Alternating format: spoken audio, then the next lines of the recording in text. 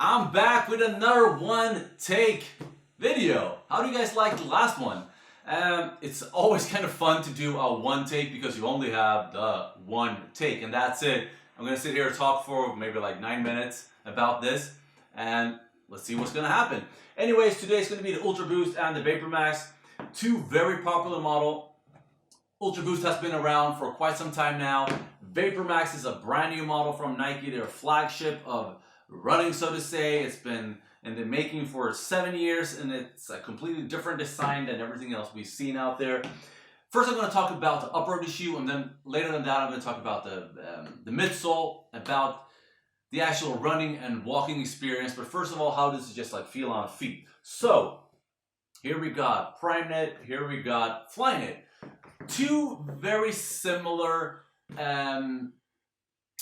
materials, how Adidas and Nike is thinking about a lightweight and comfortable material, and both of them have succeeded very, very well. PrimeKnit, I have to think about that. PrimeKnit, Flyknit. It's easy to just like, oh, Flyknit, PrimeKnit. This one is very super comfortable. This is one of my favorite shoes, by the way. Ultra Boost is amazing. Nike has a lot of amazing shoes as well. Very soft, feels really good on your feet. This is the solar red colorway, so it's very screamy. This one is a lot more subtle with the platinum white model. The PrimeKnit Flyknit, the Flyknit version is a lot, maybe it's not lighter, it is the same type of imagining the material. It is thin, it is very breathable, just like this one. It looks really good. It has the strengthening system of the Flywire on the sides, and then with the, not hyperfuse, but the transparent part right around here that adds additional strength as well. Both of them are very comfortable. I like them at the upper.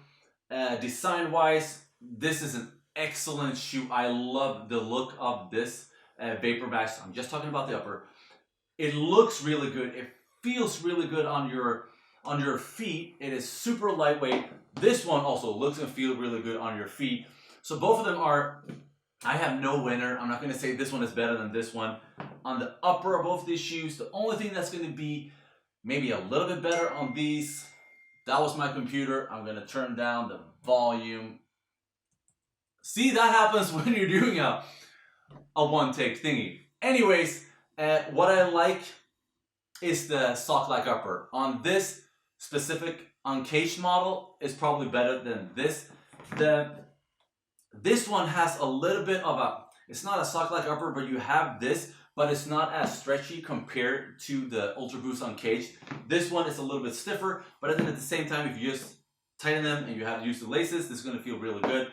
But with this one is probably going to be more comfortable than this one. But if you had a traditional Ultra Boost, it would be more of a similar fit in my opinion, because the regular Ultra Boost, not the uncaged, is not as tight like this one. This one feels really good. Okay, so that was that. Moving on to probably the major thing about this video. Which one is more comfortable, and in my opinion, why, and so on and so on. If I'm going to start with Ultra Boost, I've worn this one a lot, and this is a running shoe. This is also a running shoe, but I never used this one for running. How many of you guys actually use this one for running? I bet not a lot of people.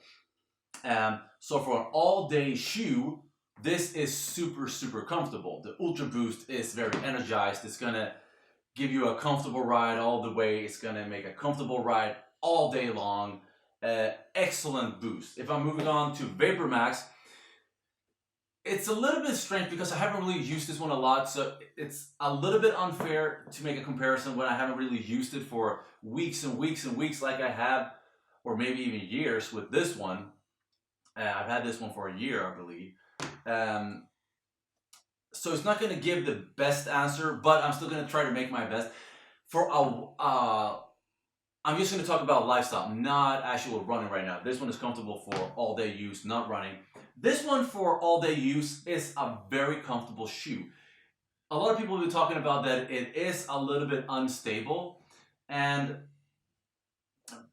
parts of me can agree a little bit with that, but it is because you have this crazy outsole divided into 1, 2, 3, and 4 parts that is going to adapt to the ground in a different way. So you see here, you have these in the middle, there's nothing. Compared to this one, everything is more flat. It is in one, it is bendable so you can move around, but this one is it's stiffer. So it's going to be one piece that's going to actually hit the ground when you're running or walking.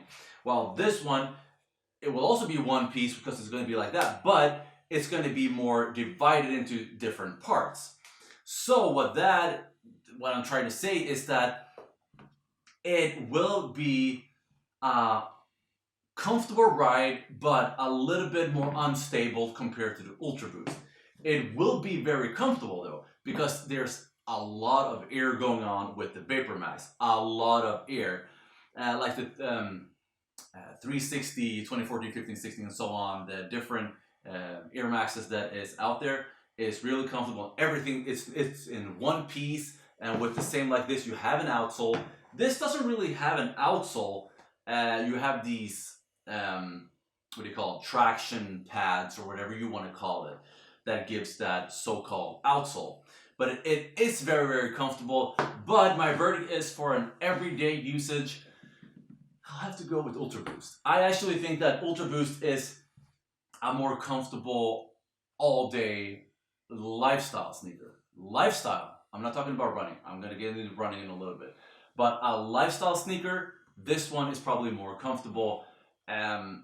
It is super comfortable all day because it gives that one piece, one ride. This one is a divided part. I maybe now I'm just going on about something that doesn't really make sense, but I'm trying to explain it in the best way possible. This one, because it is divided into several parts, it will be just a tiny bit unstable, but I haven't really noticed it a lot. I know that some people have been saying, oh, it's not, it's the most stable shoe. So for me, this is the winner when it comes to lifestyle.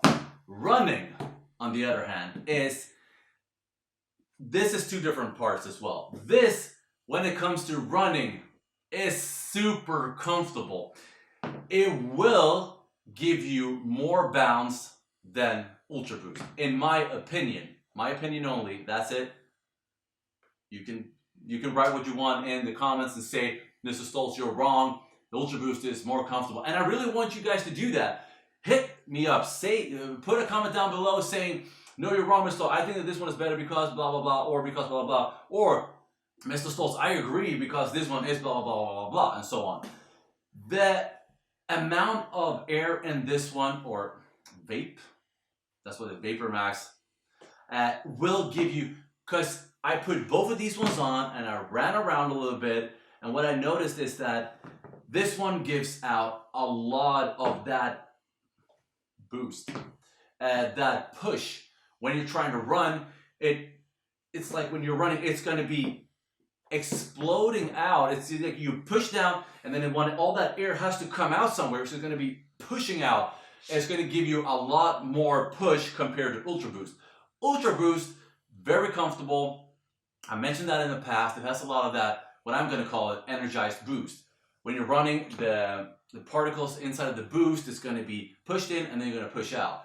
But I have to say the Vapormax is going to give you a lot more of that boost, that push out, compared to Ultra Boost. I think that Vapormax is a more of a bouncy, more of a pushy, boosty kind of run compared to Ultra Boost. That is my, that is what I think. Actually, it is, however, both are really great running shoes, but I have to say that I like this one better. But then at the same time, I've only run on a little bit like indoors and on a treadmill or something. Maybe if you go out running in a forest or whatever, maybe this one is going to have a bigger advantage because it has a flat